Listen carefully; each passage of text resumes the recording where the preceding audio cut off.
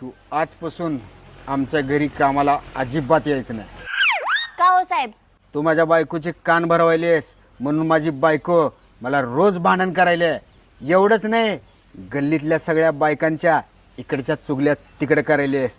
जर तू आमच्या घरी कामाला यायचं बंद नाही केलीस तर गल्लीतल्या सगळ्या बायकांना तू जे हे सगळ्या चुगल्या करतेस का नाही ते सांगून तुझे सगळीकडचे काम बंद करीन.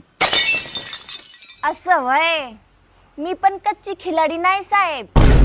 12 घरचं पाणी पिलंय. माझ्याकडे पण तुमचा अख्खा बायोडाटा आहे. कसला बायोडाटा? तुमचं शेजारच्या संगी सोबत लफडं चालू आहे.